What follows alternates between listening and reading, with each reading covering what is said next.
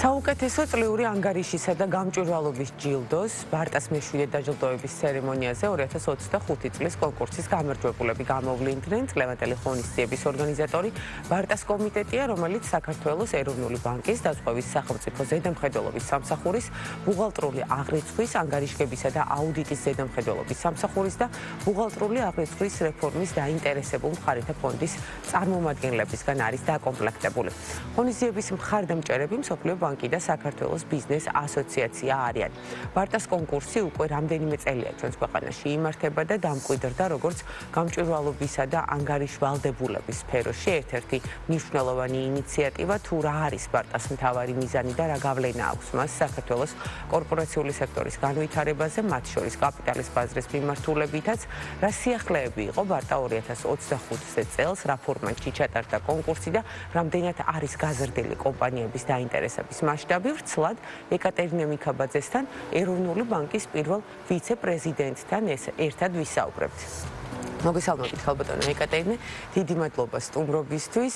როგორც აღნიშნეთ, ბარტა უკვე მეშვიდედ გაიმართა ჩვენს ქვეყანაში, რაც არის ძალიან მნიშვნელოვანი ინიციატივა გამჭვირვალე და კონკურენტული ბიზნეს გარემოს შექმნისთვის. სანამ უშუალოდ წლევანდელ კონკურსზე და სიახლეებზე ვისაუბრებთ, საინტერესოა თქვენგან მოვისმინოთ, თუ რა მიზანს ემსახურება ბარტა და ასევე მნიშვნელოვანია კორპორატიული სექტორის განვითარებაზე, რა გავლენა აქვს მას ამ 7 წლიან პერიოდში. მადლობა, პირველ რიგში დილამშვიდობის მივესალმები თქვენს მაყურებელს. მართლაც ბარტა უკვე მეშვიდედ გაიმართა. ეს როგორც ესეთი უკვე აღარ არის კონკურსი, გადაიქცლა პლატფორმად, სადაც უკვე იკვეთება თანამედროვე სტანდარტები, პასუხისმგებლიანი ბიზნესი და მდგრადი გარემო. რა თქმა უნდა, ბარტას კონკურსი არის საფუძველი პლატფორმა, სადაც კომპანიები წარმოადგენენ თავის მიღწეულ პროგრესს კორპორაციული მართვის საუკეთესო სტანდარტების დაფუძნების მიმართულებით, მათ შეუძლიათ წარმოაჩინონ თავისი თავი, ზოგადად გამჭვირვალე პასუხისმგებლიანი ანგარიშგება, ეს არის საფუძველი თანამედროვე ნდობით აღჭურვილი კორპორაციული პრაქტიკისთვის. ეს პირველ რიგში მდგრად ზრდას უწყობს ეკონომიკის მდგრად დასხელს და უმნიშვნელოვანესია საქართველოს კაპიტალის ბაზრის განვითარებისთვის, რადგან კაპიტალის ბაზარი სწორედ ნდობის საფუძველზე ვითარდება. ნდობა არის ის მთავარი, რასაც ინვესტორები ეყრდნობიან და შესაბამისად ეს უმნიშვნელოვანესია კაპიტალის ბაზრის განვითარებისთვის. კი ბატონო, ვისაუბროთ უშუალოდ ბარტა 2025-ზე, საინტერესოა რა სიახლეები იყო წელს, ასევე რამდენად აქტიურები იყვნენ კომპანიები და როგორი იყო შეფასების კრიტერიუმები მათი. მოგახსენებთ, ბარტა 2025 უკვე დამკვიდრებული შეფასების მეთოდოლოგიით გაიმართა, დამოუკიდებელი ჟიურის მიერ შეფასდა 3 კატეგორიაში კომპანიები, ეს არის მსხვილი საფინანსო კომპანიები, მსხვილი არასაფინანსო კომპანიები და მცირე და საშუალო ბიზნესის წარმომადგენლები. თითოეულ ნომინაციაში 3 სახის ჯილდო გადაიცა, ეს არის საპატიო ჯილდო, საუკეთესო მდგრადობის ანგარიში და რა თქმა უნდა თავად კატეგორიის გამარჯვებული. საკმაოდ მაღალი აქტივობა იყო. მთავარი სიახლე მაინც უკვე ორგანიზაციული თვალსაზრისით ის იყო, რომ კონკურსი, რომელსაც საფუძველი ჩაეყარა 7 წლის წინ და მისი ზოგადად საქართველოში დამკვიდრება მსოფლიო ბანკისა და ევროკავშირის დახმარებით მოხდა. წელს უკვე ძალიან აქტიურად ჩაერთო საქართველოს სხვადასხვა ინსტიტუცია, მათ შორის საქართველოს ეროვნული ბანკი, სახელმწიფო დაზღვევის ზედამხედველობის სამსახური, ბუღალტრული აღრიცხვის, ანგარიშგებისა და აუდიტის სამსახური, რეფორმის ბენეფიციართა ფონდი, ჩვენი ერთობლივი ძალისხმევით მოხდა კონკურსის ორგანიზება და გარკვეულწილად ამას უფრო მნიშვნელოვანი ინსტიტუციური განვითარების ეტაპზე გადავიდა ბარტას კონკურსი. საკმაოდ მაღალი იყო აქტივობა 23 კომპანიამ წარმოადგინა თავისი ანგარიშგება, როგორც მოგახსენეთ, დამოუკიდებელმა ჟიურიმ შეაფასა კომპანიები უკვე ჩამოყალიბებული მეთოდოლოგიის მიხედვით საუკეთესო საერთაშორისო სტანდარტებთან მათი შესაბამისობა განიხილა, მმართველობის საუკეთესო ანგარიში გამოავლინა და ასევე ძალიან მნიშვნელოვანია მდგრადობის მიმართულებით საქართველოში წამყვანი ფინანსური იქნება არაფინანსური თუ მცირე და საშუალო ბიზნესის წარმომადგენელი კომპანიების მიმართება მდგრადობასთან დაკავშირებით მათი გარემოსდაცვითი, სოციალური და მმართველობითი პასუხისმგებლობების შესახებ ინფორმაციის გამჟღავნება გამჭვირვალედ. ხალხთან ეკეთებთ თქვენ აღნიშნეთ, რომ სწორედ გამჭვირვალე და კონკურენტული ბიზნეს გარემო კაპიტალის ბაზრის განვითარებისთვის, ინვესტორების დაინტერესებისთვის არის ძალიან მნიშვნელოვანი. კონკრეტულად რომ ვთქვათ, აი ამ 7 წლიან პერიოდში უკვე დაგენერირებული შედეგები რას აჩვენებს და უფრო მეტად გრძელვადიან პერსპექტივაში კომპანიებისთვის და არა ვთქვათ გლობალურად რომ შევხედოთ ქვეყნისთვის, რა მოაქვს მსგავს ჯილდოს, რომელიც ასოცირდება ნდობასთან? კარგი კითხვა.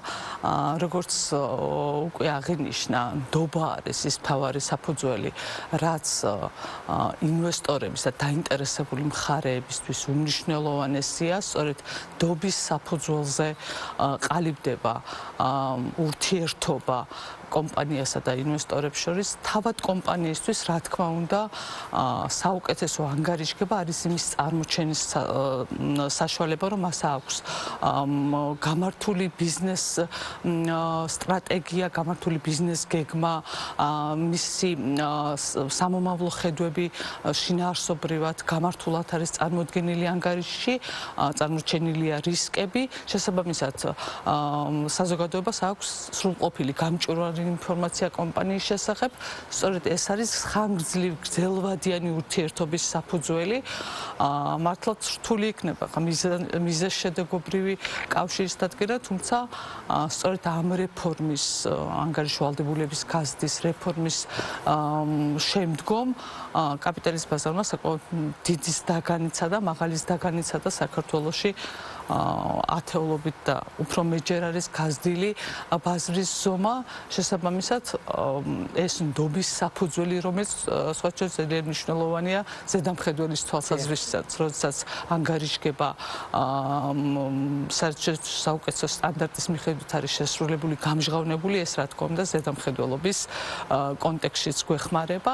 შესაბამისად, ეს არის სრულყოფილი ბაზარი უკვე, რომელზეც ინვესტორს შეუძლია ინფორმაცია მიიღოს სანდო, გამჭვირვალე და შესაბამისად ეს ურთიერთობა უკვე ჯანსაღ ნდობით აღჭურვილ ფორმატში გადადის. როგორც პროცესი, ასევე გადაწყვეტილების მიღების სიმარტივესაც უზრუნველყოფს. რა თქმა უნდა, სრულყოფილი, გამჭვირვალე, თანამედროვე სტანდარტებით, შინაარსობრივად გადვილად აღსაქმელი ინფორმაცია, რა თქმა უნდა, ეხმარება ინვესტორს გადაწყვეტილების მიღებაში და კომპანიისადმი ნდობის ზრდაში, რაც უკვე შემდგომ მას კომერციულ გადაწყვეტილებას მიაღებინებს. დარწმუნებული ვარ, მაყურებლისთვის საინტერესო იქნება მივაწოდოთ მათ ინფორმაცია თუ რას უნდა მოიცავდეს წლიური ანგარიში იმისათვის, რომ კომპანია მის ბარტას კონკურსზე წარადგინოს და ასევე რა არის ის მნიშვნელოვანი კრიტერიუმები, რაც აუცილებლად უნდა იყოს წარმოდგენილი იმისათვის, რომ საპრიზო ადგილი დაიკავონ მათ. რა თქმა უნდა, პირველ რიგში ეს არის წლიური ანგარიში, რომელიც ფინანსური იქნება ეს თუ არაფინანსური ნაწილი უნდა იყოს შესრულებული სტანდარტების მიხედვით. მასში გამჭვირვალედ შინაარსობრივად გამართულ ფორმაში უნდა იყოს გადმოცემული როგორც ფინანსური ნაწილი, ასევე არაფინანსური ნაწილი. მნიშვნელოვანია, რომ მართლობითი ანგარიში სულ შესაბამისობაში უნდა იყოს კორპორაციული მართვის კოდექსთან და ამ კოდექსთან შესაბამისობის უზრუნველყოფა მოხდეს ამის გამჭვირვალედ და შინაარსობრივად გამართულად გამოხატვა და ასევე კომპანიას დეტალურად ჰქონდეს გაწერილი უკვე ეს მდგრადობის მიმართულებით მისი გარემოსდაცვითი, სოციალური, მართლობითი პასუხისმგებლობები ამ პასუხისმგებლობების კავშირი მის ბიზნეს გეგმებთან და მისი გრძელვადიანი ხედვა ბიზნეს განვითარების მიმართულებით. კი ბატონო და რაც შეეხება წლევანდელ ღონისძიებას, ბარტას დაჯილდოების ღონისძიებაზე პანელური დისკუსიაც გაიმართა. საინტერესო იქნება გავამჟღავნოთ ის აქცენტები, რაც დაისვა კონკრეტულად წელს. მოგახსენებთ პანელურ დისკუსიაზე განვიხილეთ სწორედ კორპორაციული მართვის კოდექსის და მდგრადობის მიმართულებით არსებული მდგომარეობა 2021 წელს ამოქმედ და კონკრეტულად ემიტენტებისათვის კორპორაციული მართვის კოდექსი და ახლა არის პირველი უკვე მეორე წელი, როდესაც ჩვენ ამ ანგარიშგებებს ვაფასებთ, შესაბამისად არსებული გამოწვევები განვიხილეთ, გარდა ამისა მდგრადობის მიმართულებით ანგარიშების გების სტანდარტების მიმართულებით მოსალოდნელი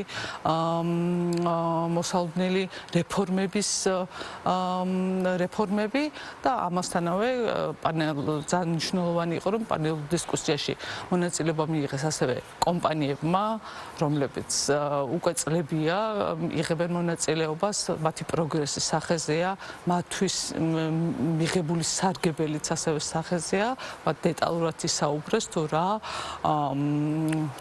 სარგებელი მოუტანა მათ განსაკუთრებით გრძელვადიან პერიოდში ბარტას კონკურსმა და ზოგადად ბარტას კონკურსიდან გამომდინარე იმ მთავარმა მიზანმა, რაც არის გამართული ანგარიშგება, გამჭვირვალეობა და ამისგან მიღებული სარგებელი. კი ბატონო და ბოლოსკენ უკვე მოდით ჯერ ადრეა მართალია, მაგრამ უთხრათ კომპანიებს თუ რატომ უნდა მიიღონ ბარტას კონკურსში მონაწილეობა მათ.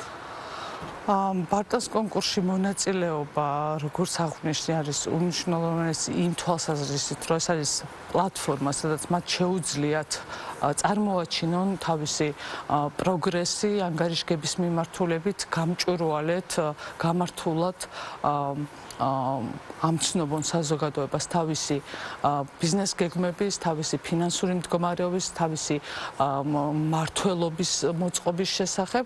ძალიან მნიშვნელოვანია, რომ ეს ინტერაქციული კონკურსია, სადაც მათ შეუძლიათ კომპეტენტური აზრის გაგება უკვე ჟიურის წევრებისგანაც. შესაბამისად, ეს არის საშუალება, სადაც მათ პროგრესი შეუძლიათ წარმოაჩინონ და ამავე დროს მიიღონ ძალიან მნიშვნელოვანი ფიდბექი თავისი ანგარიშგების შესახებ. რაც მათ ალბათ მდგრად ოპერირებაშიც აუცილებლად ეხმარებათ უშუალოდ პროცესში. გრძელვადიანი სტაბილურობისთვის უმნიშვნელოვანესი მიმართულება. კი ბატონო, ძალიან დიდი მადლობა სტუმრობისთვის, საინტერესოდ მოწოდებისთვის, ინფორმაციის ბარტასთან დაკავშირებით, დაგემშვიდობებით, რა თქმა უნდა, გისურვებთ წარმატებას და უკვე მომავალ წელს კომპანიებს, რომლებიც ბარტაში მიიღებენ მონაწილეობას და იმედია მათი რიცხვი გაიზრდება უკვე მომავალი წლისთვის, დაგემშვიდობებით. ეკატერინე მიქაბაძე, ეროვნული ბანკის პირველი ვიცე-პრეზიდენტი იყო ჩვენი სტუმარი და ვსაუბრობდით ბარტას კონკურსზე.